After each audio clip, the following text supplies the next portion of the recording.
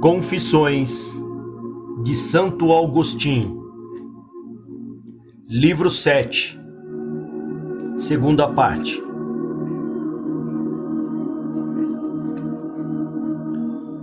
Assim já me soltavas meu auxílio daqueles laços, mas eu investigava a origem do mal e não encontrava saída.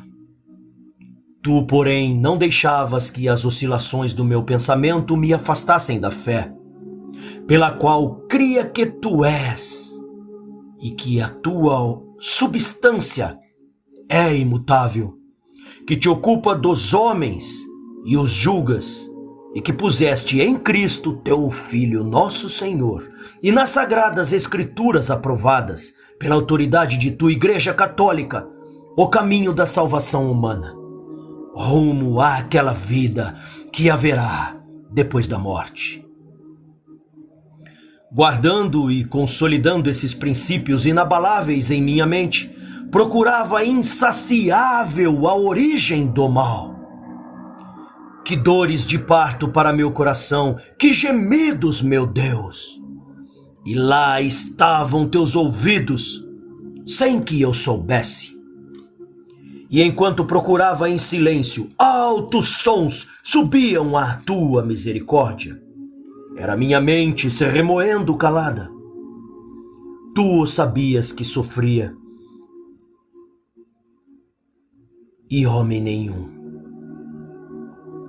Pois era muito pouco o que minha língua transmitia aos meus ouvidos, e aos ouvidos dos amigos mais íntimos. Poderia ser escutado por eles o tumulto de todo minha alma, para o qual nem o tempo, nem minha boca bastavam. Mas ele chegava inteiro ao teu ouvido, porque rugia entre os gemidos do meu coração. O meu desejo estava perante ti, e a luz dos meus olhos já não estava comigo, pois estava dentro e eu fora, e ela não ocupava um lugar.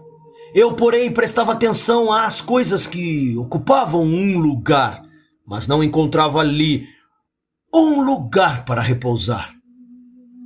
Elas não me davam abrigo para que eu pudesse dizer: é suficiente e bom. Mas tampouco me deixavam retornar para onde o bom me seria suficiente. Com efeito, eu era superior a elas, mas inferior a ti, e tu serias minha verdadeira felicidade se eu me submetesse a ti e tu me submetesses àquilo que criaste abaixo de mim. Essa seria a disposição justa, a região intermediária de minha salvação, para que permanecesse à tua imagem e, te servindo, dominasse o corpo.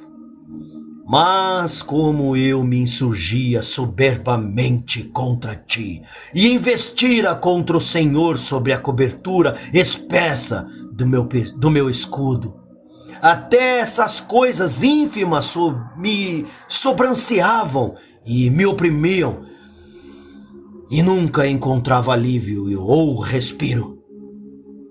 Elas se apresentavam amontoadas e cerradas em todo lugar quando as olhava. Porém, quando as tentava refletir, as imagens dos corpos se opunham a que eu me afastasse, como se dissessem: aonde vais, tão indigno e sórdido? Nota de rodapé. As imagens dos corpos impedem que a alma volte à sua morada espiritual. Motivo neoplatônico. Fim da nota de rodapé. E elas brotaram de minha ferida, pois humilhaste o soberbo como um ferido. Meu inchaço me separava de ti, e minha face era tão inchada que fechava meus olhos. Tu, porém, Senhor, permaneces em eterno, mas não irado em eterno conosco, porque tens piedade da terra e cinza, e agradou os teus olhos reformar minhas deformidades, e aguilhões internos me pungiam, para que eu permanecesse inquieto até que tornares uma certeza para minha vista interior. E meu inchaço regredia pela mão oculta da tua medicina, e a vista conturbada e obscurecida de minha mente sarava dia a dia pelo colírio acre de dores salubres. E querendo em primeiro lugar me demonstrar que tu resiste aos soberbos, me dás graça aos humildes, mas dá graças aos humildes, e com quanta misericórdia indica os homens a via da humildade, porque teu verbo se fez carne e habitou entre os homens. Me providenciaste por meio de um homem entumecido por enorme orgulho, uns livros platônicos, traduzidos do grego para o latim. Eu ali li, e não por certo com estas palavras, mas exatamente isto mesmo, apoiado por argumentações numerosas e variadas, que no princípio era o Verbo, e o Verbo estava com Deus, e o Verbo era Deus. No princípio estavas com Deus. Tudo foi feito por meio dele, e sem ele nada foi feito.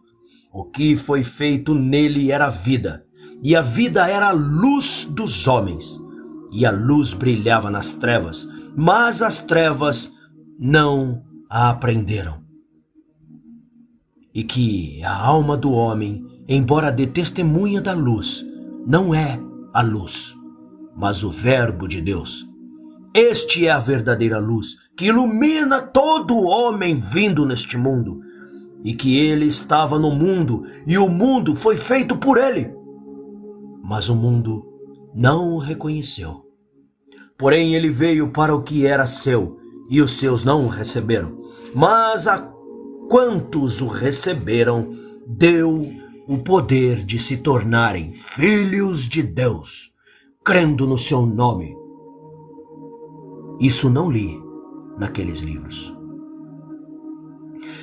Li ali também que o Verbo Deus nasceu não da carne, não do sangue, não da vontade do homem, nem da vontade da carne, mas de Deus. Porém, que o Verbo se fez carne e habitou entre nós. Isso eu não li.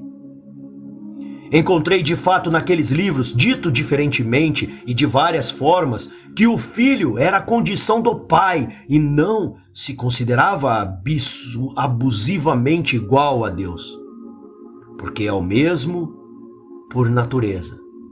Porém, que se esvaziou a si mesmo e assumiu a condição de servo, tomando a semelhança humana e achado em figura de homem, humilhou-se e foi obediente até a morte e morte de cruz. E por isso Deus o ressuscitou dos mortos e lhe deu o nome que está acima de todo nome, para que ao nome de Jesus se ajoelhem todos os seres celestes, terrestres, infernais, e toda língua confesse que Jesus é o Senhor, em glória de Deus Pai. Isso não estava naqueles livros. Por outro lado, que teu Filho unigênito permanece coeterno a ti de todos os tempos e acima de todos os tempos, em que de sua plenitude as almas recebem aquilo que as torna felizes, e que pela participação na sabedoria que permanece em si são renovadas para que se tornem sábias. Isso está lá. Mas que no tempo marcado morreu pelos ímpios, e não poupaste teu único filho e o entregaste por todos nós, não está lá. Com efeito, ocultaste estas coisas sábias aos sábios e as revelastes aos pequeninos, mas que venham a ele cansados e carregados, e ele os alivie, porque ele é manso e humilde de coração, e encaminha os humildes segundo o direito, e ensina seus caminhos aos dóceis, vendo nossa fadiga e miséria, e perdoando todos os nossos pecados. Mas aqueles que sobem nos coturnos de uma instrução que se considera mais elevada, não o ouvem dizer: aprendei de mim, porque sou manso e humilde de coração, e encontrareis descansos para vossas almas. Mateus 11:29. Ainda que conheçam Deus, não o honram como Deus, nem lhes rende graças, mas se perdem em seus arrazoados, e seu coração insensato se obscurece. Ao se dizer sábios, tornam-se tolos. Romanos 1:21.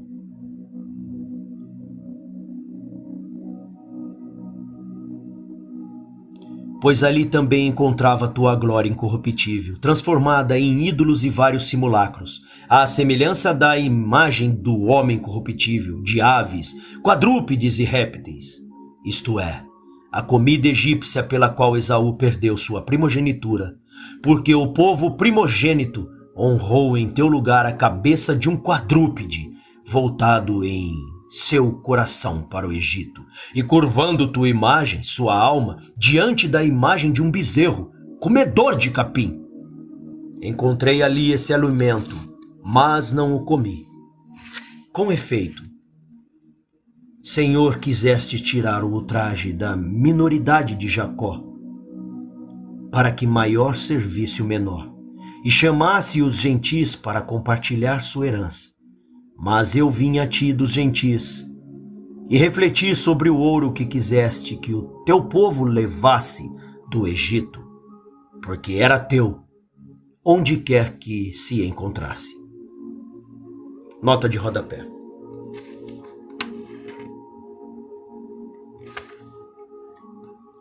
O tesouro do egípcio que os hebreus levaram consigo no Êxodo é interpretado por Agostinho como a figura da sabedoria pagã reaproveitada pelo cristianismo. A tese de que a filosofia grega e a lei mosaica tinham uma origem comum na sabedoria egípcia era corrente, tanto entre os pagãos, Numênio de Apaneia, neopitagórico, quanto entre os cristãos, Clemente de Alexandria, Estromata 1:21-2, Eusébio de Cesareia, Preparação Evangélica 9:7 e 11:10, ambos citando Numênio. Fim da nota de rodapé.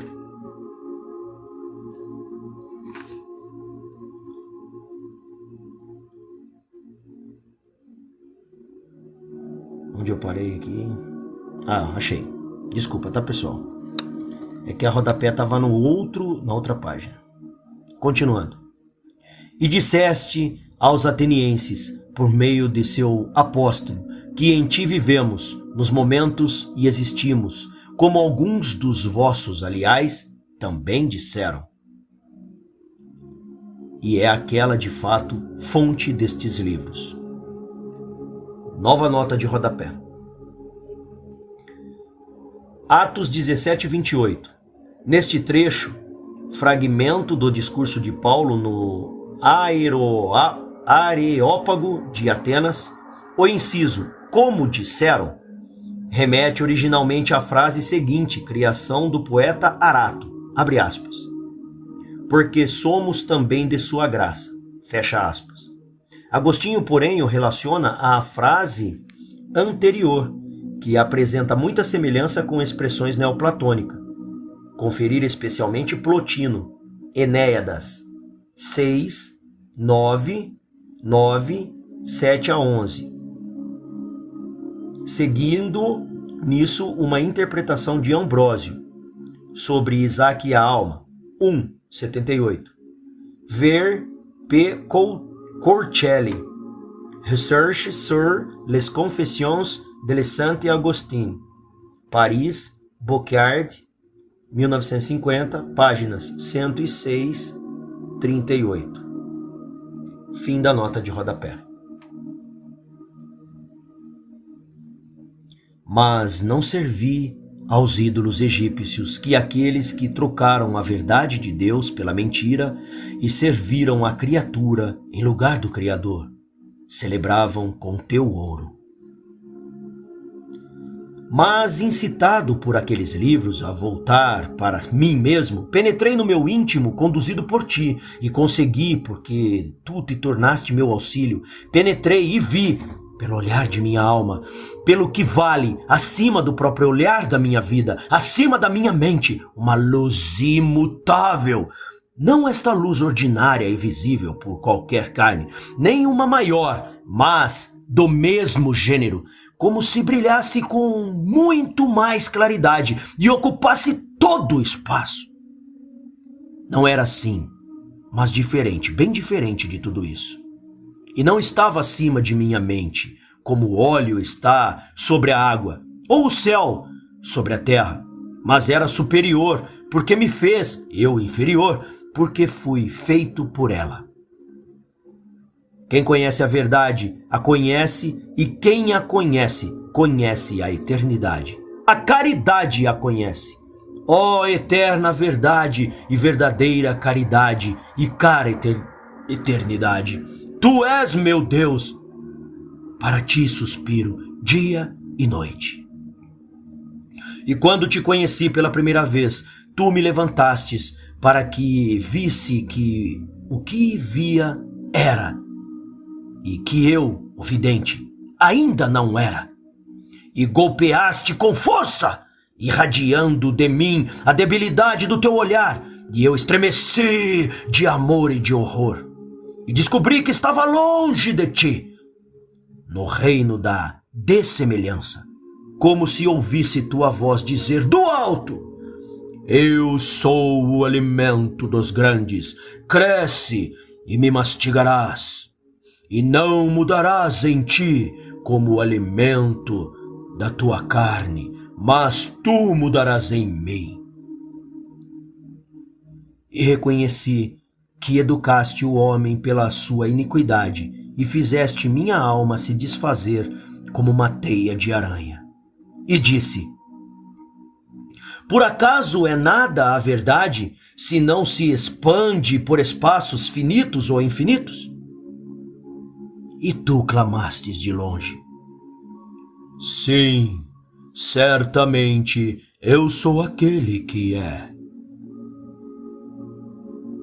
Eu ouvi como se ouve no coração, e absolutamente não havia como duvidar. Teria sido mais fácil duvidar da minha vida do que da existência da verdade, que se mostra aos intelectos através das criaturas. E examinei as coisas que estão abaixo de ti, e vi que elas não eram completamente seres, nem completamente não seres. Eram seres de fato, porque provinham de ti, mas não seres, porque não eram o que tu és. Com efeito, é verdadeiro ser o que permanece imutável. Quanto a mim, meu bem é estar junto de Deus, porque se não permanecer nele, tampouco poderei permanecer em mim. Mas ele permanecendo em si, tudo renova, e és meu Senhor, porque não carece dos meus bens. E é evidente para mim que as coisas que corrompem são boas.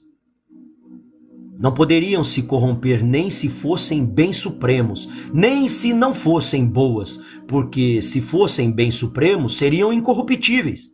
Mas se não fossem boas, não haveria o que corromper nelas. Pois a corrupção comporta um dano, e se nada de bom se perdesse, não haveria dano. Portanto, ou a corrupção não comporta dano algum, o que é impossível, ou, como é absolutamente certo, as coisas que se corrompem são privadas de um bem. Mas se fossem privadas de todo o bem, não existiriam de forma alguma. Com efeito, se existissem e não pudessem ser mais corrompidas, se tornariam melhores, porque permaneceriam incorruptíveis. E o que há de mais absurdo do que afirmar que perder todo o bem torna algo melhor? Logo, se perderem todo o bem, absolutamente não serão. Logo, enquanto são boas. Logo, tudo o que é bom. E o mal, de que procurava a origem, não é substância, porque se fosse substância seria bom. Com efeito, ou seria substância incorruptível, ou seja, um grande bem, ou substância corruptível, que se não fosse boa, não poderia ser corrompida. Assim vi, e se tornou evidente para mim que tu fizeste tudo bom e que não há absolutamente nenhuma substância que tu não tenhas feito. E como não fizeste todas as coisas iguais, todas elas são singularmente boas. Mas todas juntas são muito boas, porque o nosso Deus fez tudo muito bom. E não há absolutamente mal algum para ti. Não apenas para ti, mas tampouco para o universo que criaste, porque não há algo exterior que irrompa nele e corrompa a ordem que impuseste a ele. No entanto, entre suas partes, há algumas partes que, por não se harmonizar com as outras, são consideradas más. As mesmas, porém, se harmonizam e são boas com as outras, e são boas em si, e todas aquelas que se harmonizam entre si e se harmonizam com a parte inferior das coisas, que chamamos terra, e que possui teu céu nublado e ventoso, adequado a ela. E longe de mim dizer, tomara todas essas coisas não existissem, porque ainda que não discernisse nada mais, certamente desejaria algo melhor.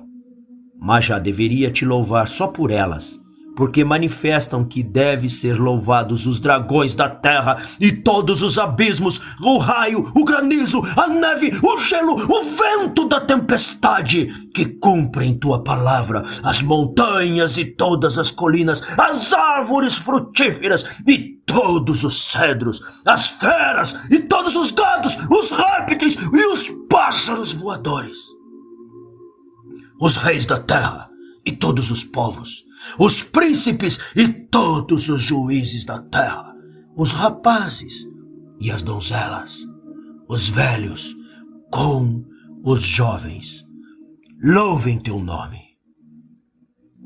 Mas, como te louvam também no céu, te louvem nosso Deus, nas alturas todos os teus anjos, todas as tuas virtudes, o sol e a lua, todas as estrelas e os astros luminosos, os céus dos céus e as águas que estão acima dos céus, louvem teu nome. Já não desejava algo melhor, porque pensavas no todo, e com o critério mais saudável, julgava certamente o superior melhor que o inferior. O todo, porém, melhor do que só o superior. Não há sanidade naqueles a quem desagrada algo de tua criação, assim como não havia em mim quando me desagradavam muitas coisas que fizeste. E como minha alma não ousava pensar que meu Deus a desagradasse, negava que fosse teu tudo aquilo que a desagradava, e assim chegara à tese das tuas substâncias. Mas nela não encontrava repouso e falava palavras dos outros. E afastando-se de lá, construiu para si um Deus espalhado pelo espaço infinito da totalidade dos lugares, e acreditou que tu fosses aquilo, e colocou em seu coração, e de novo se tornou templo de seu ídolo, abominável para ti.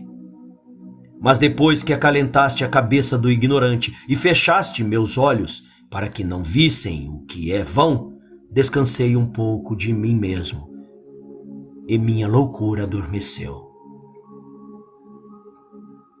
Acordei em ti e te vi infinito num outro sentido, e essa visão não vinha da carne. E olhei alhures e vi que todas as coisas finitas te devem o ser e são em ti, porém de maneira diferente, não como num lugar, mas porque tu seguras cada um na sua mão da verdade. Na mão da verdade. E cada uma é verdadeira enquanto é, e nada é falso senão porque é julgado ser o que não é. E vi que cada uma é conforme não apenas a seu lugar, mas também a seu tempo, e que tu, que és o único eterno, não começaste a agir depois de inumeráveis durações de tempo, porque todas as durações temporais, as que passaram e as que passarão, não iriam nem viriam, se tu não agisses e perdurasses. E experimentei pelos sentidos que é suplício para um paladar doente o pão que é gostoso para um são, e que para os olhos enfermos é odiosa a luz que é agradável para os sadios. A tua justiça desagrada os iníquos, ainda mais desagradam então a víbora e o verme, que criastes bons, convenientes à parte inferior da tua criação, à qual também convém aqueles mesmos iníquos, por serem dessemelhantes de ti, mas conviriam à superior, se tornassem semelhantes a ti. E investiguei o que era iniquidade, e não encontrei uma substância, mas a perversão da vontade que se desvia da suprema substância. De ti, Deus, rumo ao ínfimo, jogando para longe sua interioridade, e no exterior, inchando-se. Eu me admirava que já amasse a ti, e não um fantasma no teu lugar, mas não permanecia fruindo do meu Deus. Era levado a ti pela tua beleza, e logo arrancado de ti pelo meu peso, e me precipitava aqui, gemendo. E esse peso era o hábito carnal. Mas ficava comigo a memória de ti, e de maneira alguma duvidava que houvesse algo a que me devesse unir. Mas eu ainda não era capaz de fazê-lo, porque o corpo, que é corrompido, pesa sobre a alma, e o sentido, voltando-se para a multiplicidade, rebaixa para uma habitação de argila. Tinha, porém, absoluta certeza de que desde a criação do mundo, tua realidade invisível, teu poder eterno e tua divindade, torna-se inteligível pelas coisas que foram criadas. Com efeito, interrogando-me sobre o critério pelo qual apreciava a beleza dos corpos, tanto celestes quanto terrestres, perguntando-me o que estava à minha disposição para que julgasse corretamente as coisas mutáveis, e dissesse: isto deve ser assim, aquilo não. Interrogando-me, enfim, sobre o critério do julgamento, encontrei a eternidade imutável e verdadeira verdade acima de minha mente mutável. E assim gradativamente subi dos corpos para a alma, que se sente através dos corpos. E daí para a faculdade interior à qual sentidos exteriores do corpo trazem as informações, nível que as bestas também alcançam. E daí de novo até a capacidade de raciocínio, à qual é trazido aquilo que os sentidos corporais registram para que o julgue. E esta, reconhecendo-se ela também mutável dentro de mim, elevou-se até o intelecto e afastou a reflexão do hábito, subtraindo-se às multidões contraditórias de imagens para encontrar a fonte de onde, quando declarava sem dúvida alguma o imutável preferível ao mutável, tinha conhecimento do imutável. Porque se não o conhecesse de alguma maneira, não o poderia antepor ao mutável com tanta clareza. E chegou ao que é, no estado de uma visão confusa. Então verdadeiramente tua realidade invisível se tornou inteligível para mim e pelas coisas que foram criadas. Mas não consegui fixar meu olhar e, rechaçado por minha fraqueza, voltei à condição ordinária, não levando comigo senão a lembrança apaixonada e desejosa do cheiro dos alimentos que eu ainda não podia comer. E buscava o meio de adquirir a força necessária para fruir de ti, e não a encontraria, enquanto não abraçasse o mediador entre Deus e os homens, um homem, Cristo Jesus, que é, acima de tudo, Deus bendito pelos séculos, que chama e diz: eu sou o caminho, a verdade e a vida, e mistura à carne o alimento que eu era fraco demais para receber, porque o Verbo se fez carne, para que tua sabedoria, pela qual tudo criaste, se tornasse leite para nossa infância. Ainda não tratava, meu Deus, Jesus de humilde para humilde, nem sabia que lição ministrava sua fraqueza. Com efeito, teu Verbo, eterna verdade que está acima das partes superiores de tua criação, eleva até ela seus súditos, mas construiu para si nas regiões inferiores uma casa humilde, com nossa argila, para rebaixar de si mesmos aqueles que deveriam subjugar e trazê-los a si, sarando-lhes o tumor e nutrindo-os de amor, para que não continuassem avançando na confiança em si mesmos, mas ao contrário se enfraquecessem ao ver aos seus pés uma divindade enfraquecida por ter assumido a túnica de nossa pele, e arrasados se prosternassem diante dela, e ela, erguendo-se, os levantasse.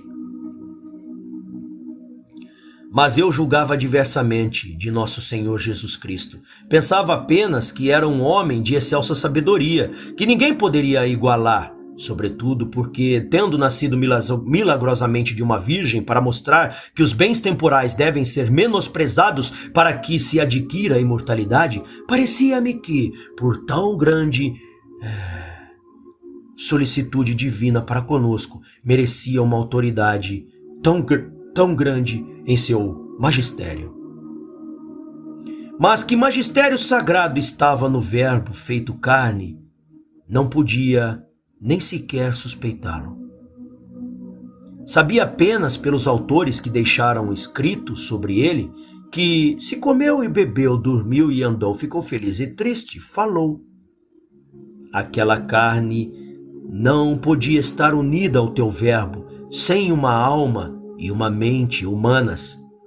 Isso era sabido por qualquer um que conhecesse a imutabilidade do teu Verbo, que eu já conhecia pelo que podia e não tinha a menor dúvida quanto a isso.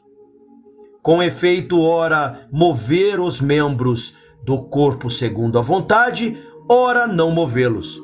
Ora se ser tomado por algum sentimento, ora não ser tomado, ora proferir sábios pensamentos mediante signos, ora permanecer em silêncio. Tudo isso é próprio de uma alma e de uma mente mutáveis. E se tais feitos dele fossem falsos, os outros também ficariam sob suspeita de mentira. E não restaria ao gênero humano nenhuma esperança de salvação pela fé naquelas escrituras. Portanto, sendo as escrituras verdadeiras, conhecia em Cristo um homem integral, não apenas o corpo do homem ou a alma do homem sem a mente, mas julgava que esse homem devia ser posto acima de todos os outros, não por ser uma das pessoas da verdade, mas pela extraordinária excelência de sua natureza humana e por uma participação mais perfeita na sabedoria. Nota de rodapé. Trindade. Fim da nota de rodapé. Alípio, por sua parte, pensava que os católicos acreditavam num Deus revestido de carne, de maneira que Cristo não havia senão Deus e a carne, que não se devia atribuir a ele uma alma e uma mente humanas. E por estar bem convencido de que os feitos que nos foram transmitidos dele não poderiam se realizar senão por uma criatura viva e racional, aproximava-se da fé com maior reticência. Mas após reconhecer aí um erro da heresia apolinarista, alinhou-se com entusiasmo à fé católica.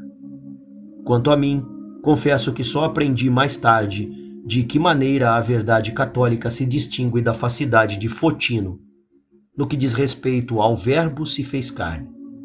Nota de rodapé. Os apolinaristas, de Apolinário de Laodiceia, 310 a 390, corrente muito influente na época de Agostinho, defendia que, na encarnação, o Verbo teria assumido apenas um corpo, não uma alma e uma mente humanas. Fotino teve menor influência. Afirmava que o Verbo não é uma pessoa, mas apenas uma potência de Deus, que às vezes permanece nele, outras vezes se exterioriza na ação divina, como na encarnação. Jesus, portanto, seria um homem dotado de corpo e alma, que recebe o Verbo por ação divina. Fim da nota de rodapé. Realmente, a condenação dos heréticos torna evidente que tua igreja pensa e qual é a doutrina correta. Com efeito, é preciso que haja heresias, a fim de que, entre os fracos, se tornem manifestos os que são comprovados. 1 Coríntios 11:19. Mas então, lidos aqueles livros platônicos e incitados por eles a procurar a verdade incorporal, vislumbrei tua realidade invisível tornada inteligível pelas coisas que foram criadas. E mesmo rechaçado por ela, intuí aquilo que as trevas da minha alma não me deixavam contemplar. Que certamente tu és infinito, mas não difuso por lugares finitos ou infinitos, e és verdadeiramente tu, que é sempre o mesmo, sem te tornares diferente em nenhuma parte e por nenhuma mudança, mas todo o resto é a partir de ti, por essa única firmíssima razão. Porque é. Tinha certeza, enfim, de tudo isso, mas era muito débil para me influir de ti. Já me gabava abertamente de ser perito nesses assuntos, mas se não buscasse teu caminho em Cristo, nosso Salvador, não alcançaria a perícia, e sim o perecimento. De fato, já começava a querer me julgar sábio, cheio do meu castigo, e não chorava, aliás, até me inchava de minha ciência. Onde estava aquela caridade que edifica sobre a fundação da humildade que é Jesus Cristo? E como a aprenderia naqueles livros? Quiseste, acredito, que eu me visse diante deles antes de estudar tuas escrituras, para que ficasse impresso em minha memória como eles me influenciaram, e quando mais tarde fosse domesticado em teus livros e minhas feridas fossem tocadas pela cura de teus dedos, pudesse reconhecer que diferença passa entre presunção e confissão, entre aqueles que veem aonde é preciso ir, mas não veem como, e o caminho que leva à pátria beatífica, para não apenas enxergá-la, mas habitá-la. Com efeito, se eu tivesse me formado antes em tuas escrituras sagradas, e tu tivesse me amansado pela familiaridade com elas, e só depois me visse diante daqueles livros, talvez eles me arrancassem do fundamento da religião. Ou, permanecendo no sentimento de que saudavelmente me empenhara, julgaria que ele poderia ser concebido também a partir daqueles livros, se alguém só a eles se voltasse. Assim atirei-me com toda a avidez às obras veneráveis de teu Espírito, e antes de todas as do apóstolo Paulo, e se esvaeceram os questionamentos pelos quais ele me parecera estar em contradição consigo mesmo, e não se acordar com as testemunhas da lei e dos profetas, no significado textual de seu discurso. Revelou-se para mim a face única das palavras puras, e aprendi a exultar com tremor. E comecei a descobrir que tudo o que lera de verdadeiro naqueles livros platônicos é dito nestes com o selo de tua graça, para que quem vê não se ensoberbeça, como se não tivesse recebido não apenas o que vê, mas também a capacidade de ver. Com efeito, o que possui que não tenha recebido.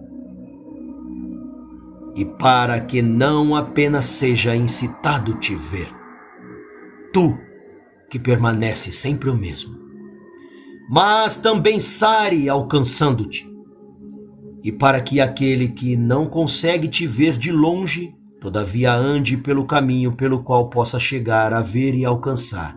Porque mesmo que se compraza da lei de Deus, segundo o homem interior, o que fazer da outra lei em seus membros que peleja contra a lei da sua razão? E o que acorrenta à lei do pecado que existe em seus membros? Porque é justo, Senhor. Nós, porém, pecamos, cometemos iniquidades, agimos impiamente, e tua mão pesou sobre nós. Com justiça fomos entregues ao pecador mais antigo, o governador da morte, que persuadiu nossa vontade a se conformar à vontade dele, pela qual não permaneceu na tua verdade. Que fará o homem infeliz? Quem o libertará deste corpo de morte, senão tua graça por nosso Senhor Jesus Cristo, que geraste coeterno e criaste no princípio de teus caminhos, no qual o príncipe deste mundo não encontrou nada que fosse digno de morte e o matou.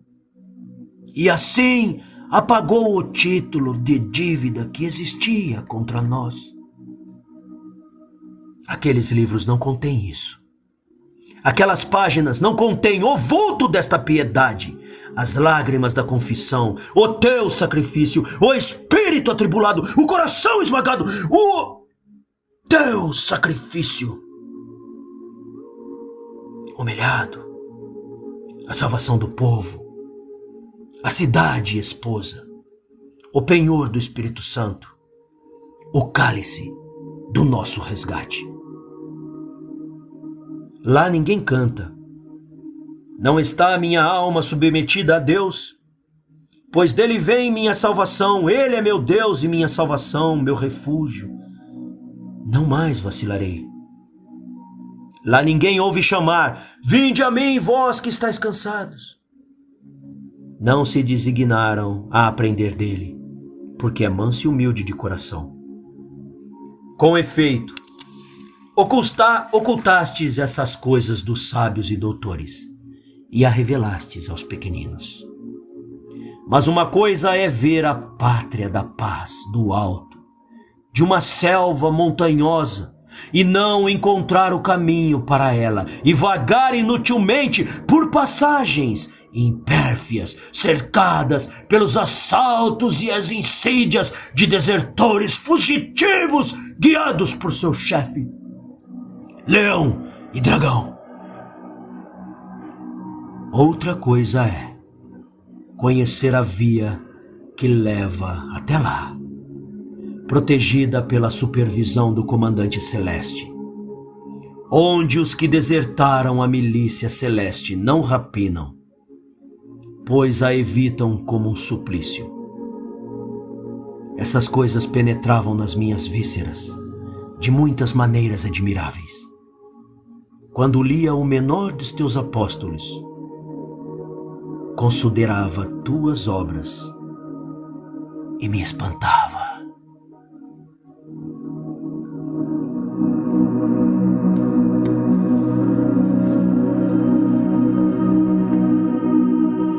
Continua no próximo capítulo.